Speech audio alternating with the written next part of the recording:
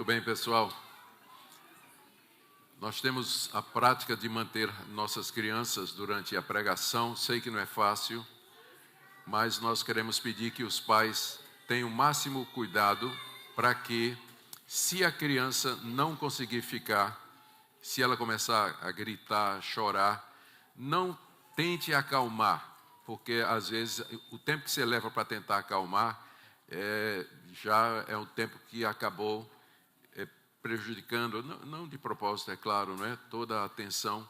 Nem todo mundo, como eu, teve 4 filhos, então não tenho problema nenhum com barulho de criança. Mas quem não tem essa experiência, às vezes é difícil, fica distraído.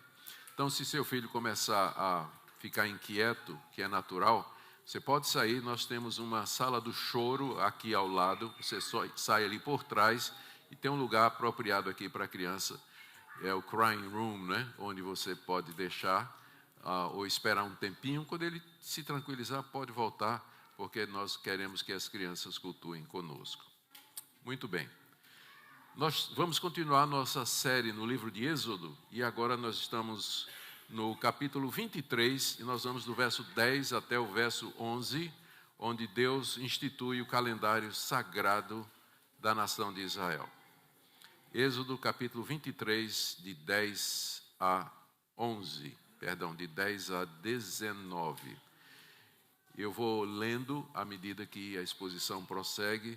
Deixe-me, como parte da nossa introdução, fazer uma recapitulação do que nós já vimos aqui, porque sempre temos visitantes e também, às vezes, algum membro da igreja faltou e perdeu o que nós estamos falando aqui. Bom, nós vimos como Deus tirou os israelitas da terra do Egito e se encontrou com eles no Monte Sinai, onde, tendo Moisés como mediador, Deus estabeleceu uma aliança com a nação de Israel e deu a sua lei, a lei que era sumariada nos 10 mandamentos. E em seguida ele deu leis relacionadas com a vida do israelita. Cada aspecto da vida do israelita foi regulamentada por Deus.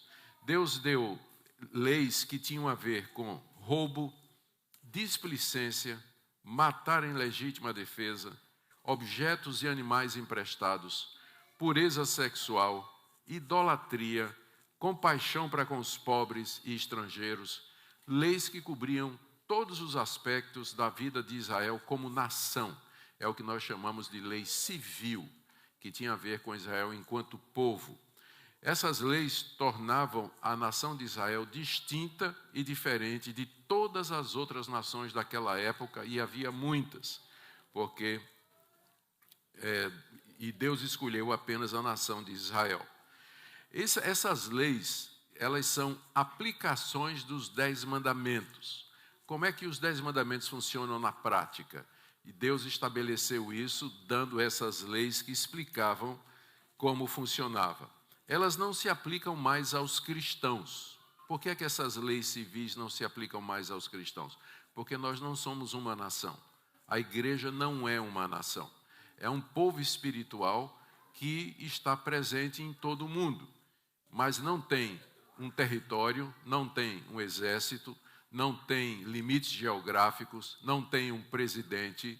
Então, nós somos um povo espiritual. Essas leis que foram dadas para Israel, como, por exemplo, leis sobre propriedade, sobre escravidão, sobre encontrar um objeto perdido e tudo mais, isso não tem a ver conosco hoje, embora os princípios permaneçam, embora o racional que está por detrás da lei seja universal e aplicável a todas as épocas. Hoje nós veremos mais algumas dessas leis, só que são aquelas leis chamadas de cerimoniais, que tinham a ver com o culto dos judeus e o calendário. Isso aqui é muito importante. Quando Deus tirou a nação de Israel do Egito, Deus deu um calendário para eles, dizendo: a vida de vocês vai ser assim. Vocês vão fazer isso em tal tempo, em tal tempo, em tal tempo. Por quê? Porque Deus é o Senhor do tempo, Ele é o Senhor da história, e é Ele quem determina os tempos e as estações. E nós vivemos debaixo desse governo e desse domínio de Deus. É muito importante aqui lembrar o que o apóstolo Pedro disse na sua segunda carta, no capítulo 3, que 1000 anos para com Deus é um dia, e um dia para nós pode ser 1000 anos diante de Deus. O tempo de Deus é diferente do nosso. Deus criou o tempo. Deus vivia na eternidade. Tempo é um conceito temporal, é humano. Deus nos criou no tempo, depois de ter criado o tempo e todas as coisas que existem. Tempo, espaço, tudo isso é uma criação de Deus. Ele é Senhor absoluto de todas as coisas. Muito bem. E aqui nós vamos ver três pontos relacionados com a criação do calendário judaico e como eles deveriam fazer. Primeiro, o chamado ano sabático, ou 7º ano, que está aí do verso 10 até o verso 11. Depois Deus vai falar a respeito do 7º dia, que está aí do verso 12 até o verso 13, e depois ele vai falar das 3 festas, do verso 14 até o verso 19. Nós vamos orar então, pedindo que Deus nos ajude a compreender. Isso aqui não é apenas uma história ou histórias antigas que não tem mais nada a ver conosco, mas tudo isso aqui tem a ver conosco, tem a ver com você, e eu quero mostrar como isso acontece. Nosso Deus, obrigado pela Tua palavra. Nós pedimos que o Senhor nos dê iluminação, compreensão, para que depois de entender, nós possamos aplicar a nossa vida. Em nome de Jesus. Amém. Muito bem, vamos fazer a primeira leitura do verso 10 até o verso 11. 10 a 11. Durante 6 anos, isso é Deus falando através de Moisés para a nação de Israel. Durante 6 anos você semeará a sua terra e recolherá os seus frutos. Porém, no 7º ano, deixe a terra descansar e não a cultive, para que os pobres do seu povo achem o que comer e os animais do campo comam do que sobrar. Faça o mesmo com a sua vinha e com o seu olival. O primeiro ponto que eu queria destacar aqui é que Deus deu essa lei quando eles nem tinham conquistado a terra ainda. Eles estavam lá no pé do Monte Sinai, vocês viram a gravura. Estavam acampados ao pé do Monte Sinai e a terra prometida estava a alguma distância ainda e eles tinham que cruzar o Rio Jordão. A terra prometida estava ocupada por 7 nações pagãs. Mesmo assim, Deus, alguns anos antes da conquista, 40 anos na verdade, ele está já dando as leis para quando Israel entrar na terra. Ou seja, está pressupondo que vai acontecer. Está pressupondo que Deus vai cumprir a promessa e que ele vai desapossar a terra e vai entregá-la aos israelitas. Deus pode fazer isso? Pode, porque ele é Senhor da terra. Ele que criou todas as coisas, criou todos os povos e ele dá a terra a quem ele quiser. Ele levanta nações e derruba nações. Nós não temos receio dessas coisas, por exemplo, que a gente está ouvindo agora, porque a gente sabe que o Todo-Poderoso, Criador dos céus e da terra, tudo faz para o bem daqueles que o amam. Por detrás desse cenário político conturbado, a gente deveria ver Deus sentado no trono, guiando tudo para o bem da sua igreja e do seu povo. Então, esse é o ponto aqui, número 1. Deus está falando como se os israelitas já estivessem morando na terra. Tão certa é a promessa que ele fez e o seu cumprimento. Ele está pressupondo que a terra seria dividida entre os israelitas, que eles plantariam e colheriam. A regra que ele dá aqui é que os israelitas, depois que entrassem na terra, eles deviam plantar, cultivar e colher 6 anos. 6 anos eles deviam fazer isso. Israel era uma nação que dependia da agricultura e da pecuária. Não era uma nação que fabricava, não era uma nação que tinha comércio. O que ele fazia, o que Israel fazia, era para a sua subsistência, era para a sua sobrevivência. E dependia, então, exatamente das plantações e da criação de gado, de boi, de ovelha, cabras e assim por diante. Durante 6 anos, eles podiam comer do melhor da terra. E Porém, no 7º ano, eles estavam proibidos de semear, cultivar e colher, como diz aí o verso 11. Ele diz aqui, você no 7º ano, deixe a terra descansar e não a cultive. Essa era a lei do ano sabático. Por quê? Por que isso? Por que trabalhar 6 anos, cultivar a terra 6 anos, mas o 7º ano deixar a terra descansar? Aqui tem alguns objetivos explícitos. Primeiro, verso 11, para que a terra descanse. Então, todo mundo sabe que se você ficar plantando, cultivando e semeando a mesma terra durante muitos anos, ela vai parando a sua capacidade de produzir bons frutos. Se você deixar a terra passar um tempo descansando, ela meio que recupera as forças e ela volta a produzir.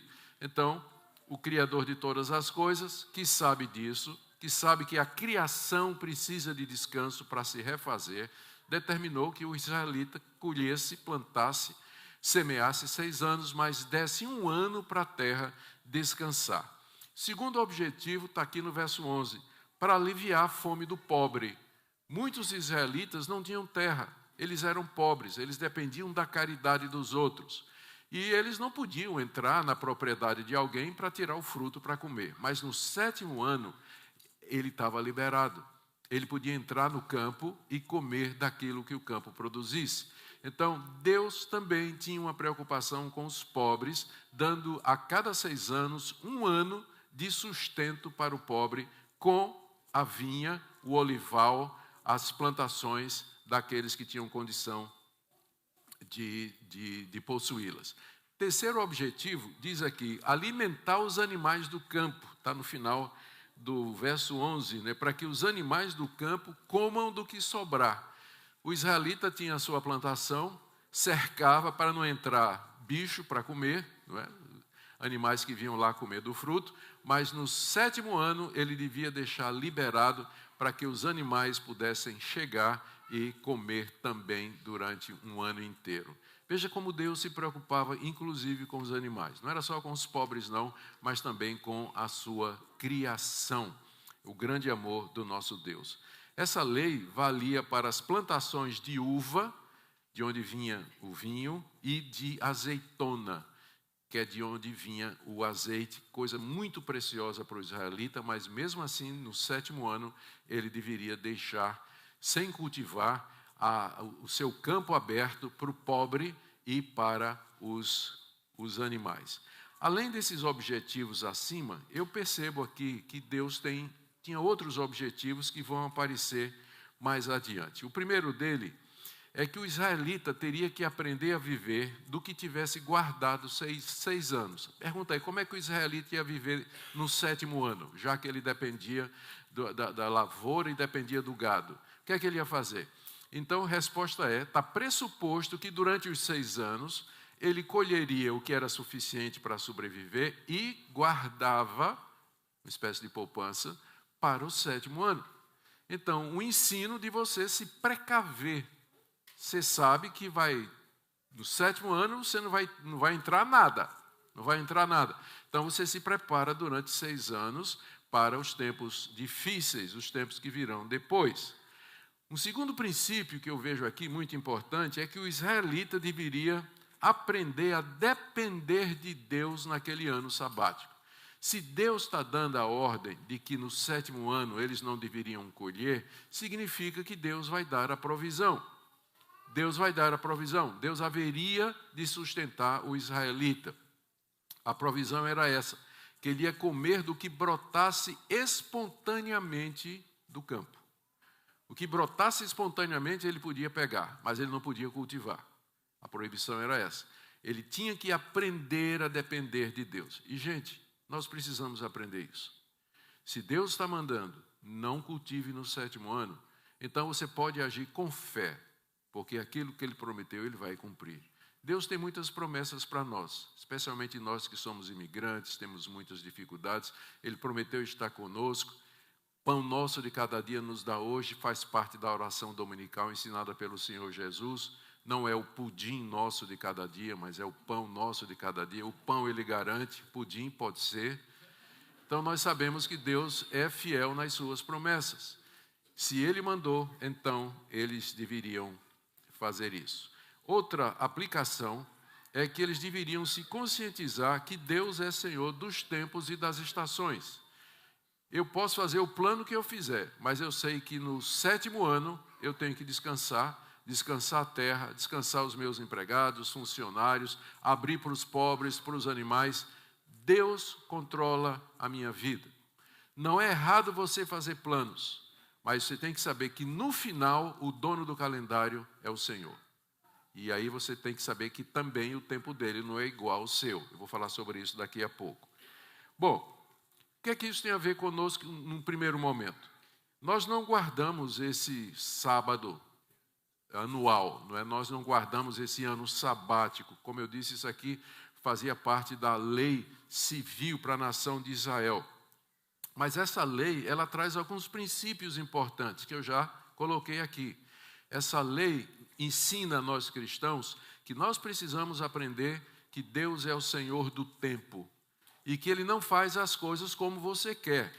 Você queria que alguma coisa acontecesse amanhã, já, mas esse não é o tempo de Deus. Não é o tempo de Deus. E às vezes Deus nos surpreende trazendo coisas que nós esperávamos ou nem esperávamos, porque Ele está seguindo o plano dele, Ele está seguindo o calendário dele. Então, se relacionar com esse Deus que não revela, Ele só passa uma página por dia do livro da nossa vida. Eu não sei o que é que tem na página seguinte. Todo dia ele vira uma página e eu posso ver o que é que vai acontecer naquele dia. Durante o dia eu percebo o amor de Deus, mas a outra página Deus não mostra. Então, tem que aprender a viver com um Deus assim, que dá o pão de cada dia. O maná cai só para aquele dia. A graça de hoje não vai servir para amanhã. O favor é hoje, amanhã é outro dia. Aprender a viver no presente é muito difícil. As causas da ansiedade são ou porque você está preso ao passado, tem alguma coisa no passado que lhe traz culpa e, portanto, ansiedade, ou você está preso no futuro.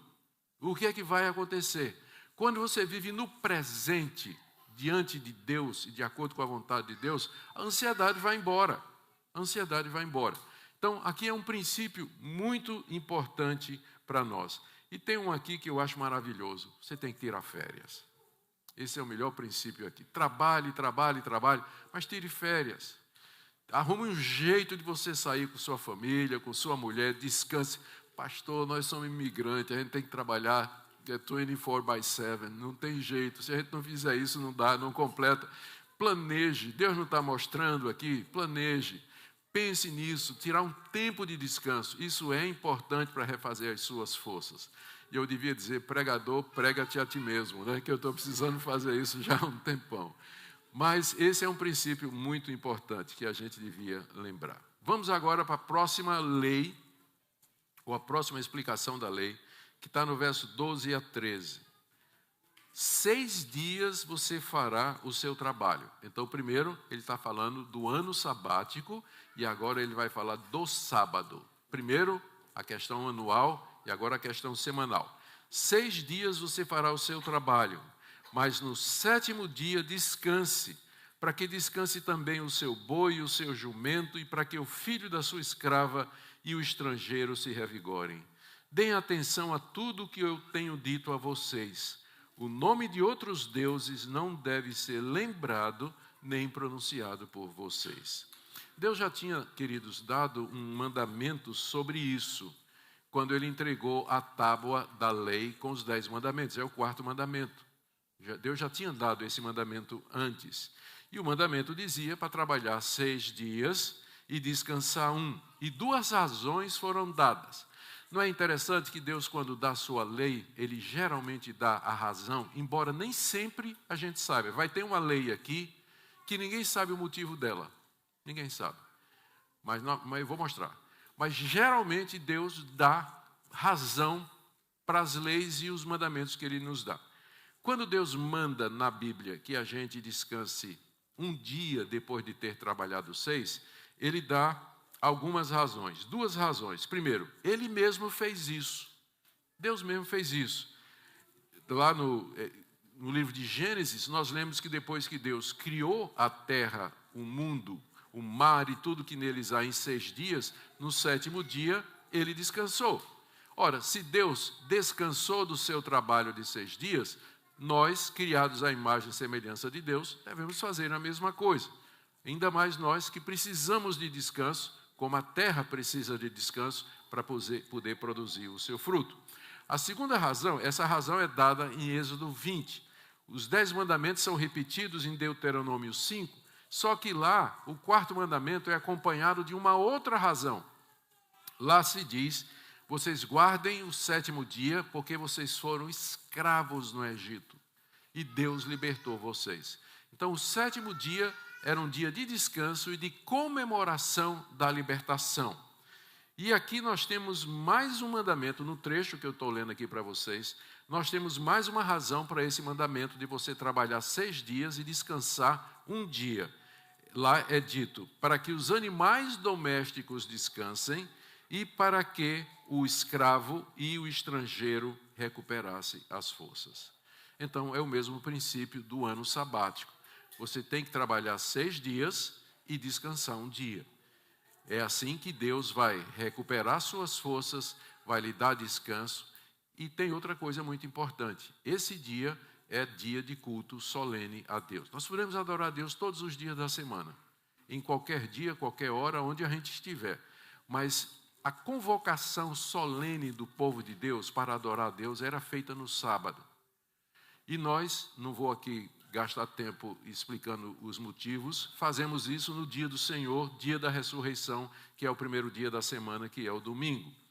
Nesse dia, os israelitas deveriam adorar a Deus conforme estava prescrito. Veja o verso 13. Deem atenção a tudo que tenho dito a vocês. Vocês vão me adorar conforme eu disse, conforme eu estabeleci. E nesse contexto, eles não deveriam nem mesmo pronunciar o nome dos deuses falsos. Final do verso 13. O nome de outros deuses não deve ser lembrado, nem pronunciado por vocês. O que é que isso significa? Por que é que isso está aqui? Parece deslocado, não é? Mas não está, não. Pense bem. Os deuses, um pouco de história, de arqueologia, nos ajuda a entender essas coisas aqui. Porque a Bíblia foi produzida no ambiente do Antigo Oriente. As religiões do Antigo Oriente eram todas religiões de fertilidade. Baal era o deus da fertilidade. As pessoas adoravam Baal porque queriam ser férteis, produtivos, queriam ser prósperos. Todos os deuses cananeus eram assim. Chegava ao 6º, 7º ano, o israelita não tinha do que comer. O que é que ele podia ser tentado a fazer? Adorar Baal, já que Baal prometia prosperidade, já que Baal prometia fertilidade. Aqui, no 7º dia, dia do culto a Deus, ele poderia ser tentado também a buscar os deuses da fertilidade. Por isso, Deus, nesse contexto de tempo, colheita, ele diz: não procure os deuses da fertilidade. Que o nome deles nem esteja na boca de vocês, nem pronuncie o nome desses deuses. Porque eu sou suficiente, eu sou o Senhor. Como eu disse para vocês, é impressionante como os princípios permanecem, porque os problemas são os mesmos. Muita gente hoje procura Deus e deuses para ser próspero, para ser feliz, para arrumar um casamento, para ter uma casa, comprar um carro, arrumar um emprego, ter segurança quando ficar velho, ficar liberto de uma doença. Culto da fertilidade já existia desde o tempo do Antigo Testamento. Igrejas que existem que vivem com o clickbait, né? Tem inclusive uma igreja cujo nome em espanhol é Para de Sofrer. Sabe que igreja é essa? Universal do Reino de Deus. Em espanhol, ela é Pare de Sofrer. Quem é que não quer ir para uma igreja para parar de sofrer? Todo mundo vai, né? Em procura da fertilidade, da prosperidade, da bênção, e muitas outras igrejas fazem isso. Deus diz aqui, no contexto do dia do Senhor, do sábado, dia de adoração, que o nome desses deuses da fertilidade nem estejam na boca de vocês. Porque significa dizer que eu não confio, que eu não creio que Deus possa me sustentar e que Deus possa cuidar de mim. Não procure a Deus pelo motivo errado. Se você é crente, se você se diz evangélico, temente a Deus, segue a Deus, então saiba que você tem que fazer isso pelo motivo correto. O motivo errado é você buscar Deus pelo que Deus dá e não pelo que Deus é. Nós queremos a Deus pelo ser de Deus, pela sua grandeza, pela sua beleza, porque Ele é o nosso Criador, porque Ele é o nosso Salvador.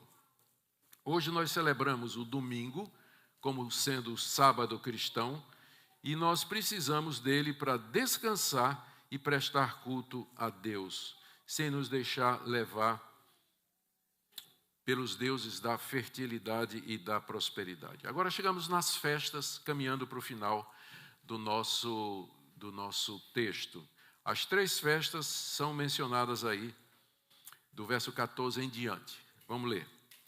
3 vezes no ano celebrem uma festa para mim. Deus era festeiro, né? Ele queria festa para ele. Olha aí, tem gente que acha que Deus é um Deus carrancudo, né? Chateado, estraga prazeres, né? Na verdade, não. Deus gostava de festa, né? De música, de alegria. 3 vezes no ano celebrem uma festa para mim. Celebrem a primeira festa. Celebrem a festa dos pães sem fermento. Durante 7 dias vocês comerão pães sem fermento, como ordenei a vocês. Porque essa lei já tinha sido dada antes. Façam isso no tempo indicado no mês de Abibe, que é o primeiro mês do calendário judaico, porque nesse mês vocês saíram do Egito. Ninguém apareça diante de mim de mãos vazias. É claro que eu vou explicar muito bem esse texto aqui, não é? Celebrem a festa da ceifa. A segunda, celebrem a festa da ceifa, ou da cega, da colheita, dos primeiros frutos do seu trabalho, do que vocês semeiam no campo. E agora vem a terceira. E a festa da colheita, ao final do ano, quando vocês recolhem do campo o fruto do seu trabalho. E aí vem algumas leis relacionadas com isso. Não ofereçam, primeiro, no verso 17, 3 vezes por ano todo homem deve comparecer diante do Senhor, seu Deus. 18. Não ofereço o sangue do meu sacrifício com pão fermentado, nem deixem que a gordura da minha festa fique durante a noite até a manhã seguinte. O que é que isso significa? Tragam as primícias dos frutos de sua terra à casa do Senhor, seu Deus. E a última lei, não cozinhe o cabrito no leite da própria mãe. Nós temos muito que estudar, não é? E aprender. Vamos ver o que é que a gente faz aqui. Bom, Deus determinou aos judeus 3 festas anuais. 3 festas anuais. Essas festas eram para ser celebradas no local onde o tabernáculo de Deus estava e, posteriormente, o templo. O israelita deveria vir 3 vezes ao ano com sua família, com seus sacrifícios, festejar esses 3 eventos aqui que Deus estabeleceu. Então vejamos cada um deles aqui. A primeira festa que Deus mandou é a festa dos pães asmos, ou a Páscoa, que já havia sido ordenada por Deus lá no início do livro de Êxodo, quando Deus tirou os israelitas da terra do Egito. Lá em Êxodo capítulo 12, Deus já tinha estabelecido a Páscoa. O nome Páscoa não aparece aqui, mas está ligado. Ele primeiro celebrava a Páscoa, chegava o dia da Páscoa, que era no mês de Abibe, ele sacrificava o cordeiro, e aí comia o cordeiro segundo as prescrições, e durante 7 dias, durante uma semana, ele comia pão sem fermento. Então estava ligado Páscoa e pão sem fermento. É uma festa só. Aqui é mencionado somente o nome pães sem fermento. Depois de matar o cordeiro pascual, 7 dias comendo pão ázimo, e durante esse período eles deveriam trazer seus dízimos, ofertas, primícias de tudo. Ninguém deveria aparecer diante do sacerdote de mãos vazias. Como parte da festa, fazia parte da festa, o israelita oferecer sacrifícios. Por isso, a lei dizia que ninguém compareça diante de mim de mão vazia. O israelita, quando fosse adorar a Deus, ele tinha que levar alguma coisa. o dízimo, ele tinha que levar uma ovelha, ele tinha que levar o fruto da terra, ele tinha que levar as primícias do trigo, mas de mão vazia ele não deveria comparecer diante de Deus. Por quê? Porque aquilo simbolizava gratidão, simbolizava saber a ownership de Deus, que Deus é o dono de todas as coisas. Senhor, o Senhor me deu um rebanho, o rebanho te pertence, eu não tenho nada. Então, do rebanho que o Senhor me deu, eu trago aqui esse cabrito para oferecer ao Senhor em sacrifício. Então, ninguém podia aparecer de mão vazia. O princípio, a gente pode ser tentado a extrapolar para nós hoje, não é? Se nós viemos cultuar a Deus e servir a Deus, e se nós somos a continuação do Israel de Deus, o princípio permanece. Demonstre a sua gratidão, trazendo alguma coisa do muito que Deus lhe dá.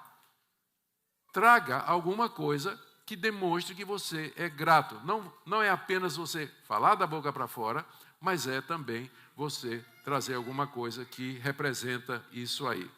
Depois, 50 dias, vinha a segunda festa, que é chamada festa da ceifa ou Pentecostes, que deveria ser celebrada quando era a época do ano em que os primeiros frutos apareciam.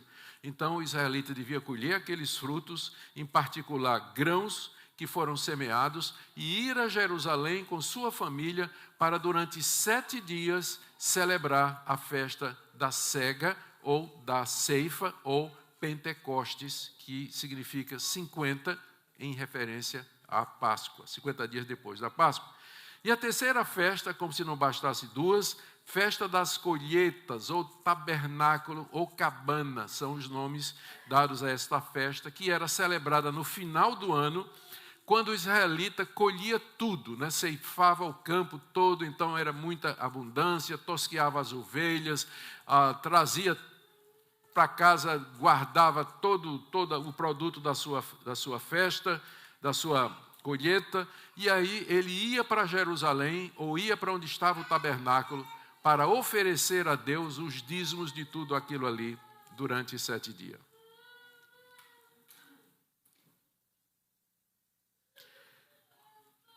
Quando ele viesse oferecer seus sacrifícios e ofertas, ele deveria lembrar dessas regras, e com isso nós estamos terminando a exposição do texto, vamos fazer a aplicação. Primeira regra, o sangue da Páscoa não deveria ser oferecido com pão com fermento. O israelita, nas festas, degolava um animal, o sacerdote fazia isso, o sangue era derramado, e depois ele celebrava comendo a carne do cordeiro junto com pão. Agora, esse pão não podia ter fermento. Não podia ter fermento. Deus está dizendo, cumpra o que eu disse. O pão sem fermento, ele representava a vida sem pecado e a purificação do sangue de Cristo. A segunda regra, olha aqui, do verso 18, parece difícil para a gente entender, não é? A gordura dos animais abatidos deveria ser queimada totalmente em holocausto, sem deixar nada para o dia seguinte. Quando o animal era abatido, quando o animal era morto, ele tinha 2 formas de sacrifício. Desculpa eu me demorar um pouco mais aqui, peço a paciência de vocês, mas eu sempre quero que vocês entendam o texto.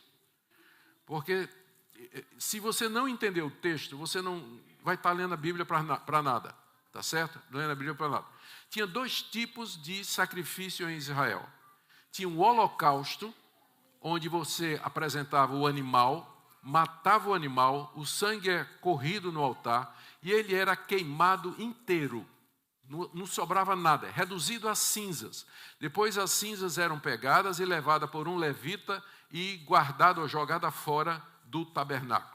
Então, holocausto, consumação total, combustão completa. E depois tinha o sacrifício propriamente dito. O animal era trazido, o sacerdote degolava, o sangue era escorrido, guardado, e então o sacerdote desembuchava o animal, destripava ele. Tirava a gordura, o redenho, tirava o fígado e guardava como sendo para ser queimado. As outras partes, peito, perna, o que fosse comestível, era dividido entre o sacerdote e o adorador. Mas de Deus era o fígado, a gordura que cobria o fígado e mais algumas partes das entranhas. Terminado isso aí, o sacerdote pegava a gordura e queimava no altar. Isso era sacrifício. O holocausto queimava o bicho todo. No sacrifício fazia isso aqui. Então, o que é que Deus está dizendo? A gordura, não deixe a gordura para o dia seguinte. Você tem que queimar tudo, porque esse é o significado do holocausto. Quando você ouve no Novo Testamento, quando você lê no Novo Testamento que Cristo foi oferecido como holocausto em nosso lugar, significa que ele foi consumido inteiramente pela ira de Deus. Não foi uma parte de Cristo, mas ele todo foi consumido, como aqueles animais em cima da grelha do altar. A terceira lei, tem outra lei aqui, tragam as primícias do fruto da sua terra à casa do Senhor, seu Deus. Já falei sobre isso. E tem uma última que nenhum estudioso sabe o porquê. Não cozinhe o cabrito no leite da própria mãe. Então, o que era? Você tinha uma cabra que estava amamentando um filhote, e aí o que é que você ia apresentar aquele filhote como sacrifício a Deus? Você matava, e depois você, quando ele fosse dividido, não era o holocausto, ele era sacrificado, então a parte que você pegava, o israelita costumava cozinhar em sangue, cozinhar no leite. Né? Eu não sei nem se é gostoso, carne cozinhada em leite, alguém me diga depois. É proibido em Israel. Você podia cozinhar o cabrito no leite de qualquer outro animal, mas da mãe dele, não. Né? Tem algumas coisas que a gente não sabe a razão. Muitas coisas vêm à mente da gente, tipo assim, pastor, é crueldade, né? É crueldade e... Bom, mas o sistema sacrificial era bruto mesmo, não é? Era bruto porque ele apontava para o sacrifício de Cristo, que foi bruto mesmo, na cruz do Calvário. Então, a gente não sabe exatamente por que é essa lei, mas pelo menos ela revela o cuidado de Deus, algum cuidado de Deus com a sua criação, com propriedade, talvez com... Eu não sei, por isso que eu não sei, né? Não sei. Mas eu vou deixar aqui aberto, porque eu não tenho explicação para isso. Mas eu quero ir para o final. Gente, Deus, algumas coisas importantes que essas festas nos ensinam. Primeiro, Deus não era contra a alegria, não era contra a gratidão, cântico, festejar, dançar, alegrar-se, e assim deveríamos ser nós também. Nosso Deus é um Deus festivo. Nossa religião não pode ser uma religião sisuda, fechada, mas é uma religião de alegria, de liberdade, diante de tudo aquilo que Deus fez conosco. Segunda coisa, essas festas tinham um significado que nos dizem respeito. Deus não deu essas festas ao acaso. A festa dos pães sem fermento é a mesma festa da Páscoa que aponta para Cristo, o Cordeiro de Deus. É o Cordeiro de Deus. A festa da cega ou da ceifa, que vinha 50 dias depois, era a mesma festa de Pentecostes, que foi quando o Espírito Santo desceu sobre a sua igreja. E a terceira festa, que é a festa da colheita ou de tabernáculos, quando o israelita no final do ano recolhia todas as coisas em gratidão a Deus, representa a nossa peregrinação aqui nesse mundo e o final, a consumação de todas as coisas quando Cristo vier nos dar todas as bênçãos que nós aguardamos mediante a fé. Deus ilustrou a história da salvação através dessas festas. Agora, como é que isso se aplica para nós? Né? Primeiro, todas as festas apontam para uma única festa, que é a celebração da ceia, celebração da morte e ressurreição de Cristo, o nosso Cordeiro Pascual. Nós não celebramos Páscoa, não celebramos Pentecostes, não celebramos festa de cabana, nós celebramos uma festa só, que é a ceia do Senhor, que é a consumação, a realização de todas elas. Segundo, tome o propósito... Por isso, o nosso único dia sagrado é o domingo, o dia do Senhor. É o único dia sagrado que nós temos. Nenhum outro dia, Páscoa não é sagrado. Nada, nenhum dia de Pentecostes não é. O único dia que Deus mandou no nosso calendário que nós guardássemos foi o dia do Senhor, que é o primeiro dia da semana. Tome o propósito realmente de separar o domingo para dia de descanso e culto. Planeje férias regulares. Lembre que tempos e épocas estão nas mãos do Senhor, e eu queria bater nisso. Ele governa segundo a sua agenda. Aprenda a esperar o tempo de Deus, não se apresse, não seja impetuoso. Por último, viva como peregrino aqui nesse mundo. É o que a terceira festa ensina, a festa das cabanas. Nós vivemos em cabanas, nós não moramos em mansões. Por que cabanas? Porque tudo isso aqui vai passar. A gente veio para os Estados Unidos como imigrante querendo uma vida melhor, um carro melhor, uma casa melhor, uma qualidade de vida melhor. Tudo isso vai passar. Essa não deve ser a razão da nossa existência.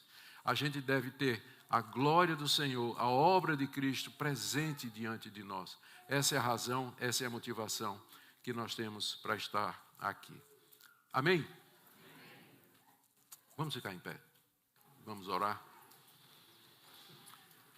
Enquanto a gente fica em pé, agradecendo desde já a presença de todos aqueles que estão conosco, são muito bem-vindos para cultuar conosco. É isso que nós cremos. Nós vamos orar, depois nós iremos cantar e terminar com a bênção apostólica.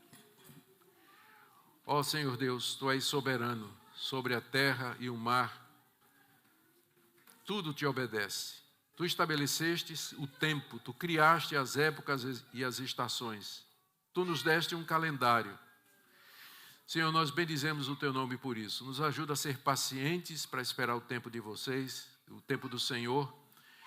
Dá-nos paciência, Senhor, para aguardarmos um momento propício e conveniente. Ajuda-nos a Te cultuar, tendo em mente que não devemos vir de mão vazia, mas com gratidão no coração e expressão dessa gratidão em nossa mão. Senhor, nós oramos por aqueles que estão carecendo de alegria, de gozo, de liberdade no seu cristianismo. Oramos que esse estudo, essa bênção, essa exposição da Tua bênção possa falar ao coração de cada um. E, Senhor, guarda-nos no restante desse dia dedicado a Ti. E que o Senhor receba o nosso louvor e gratidão, que nós iremos expressar agora, em nome de Jesus. Amém. Louvemos a Deus, irmãos.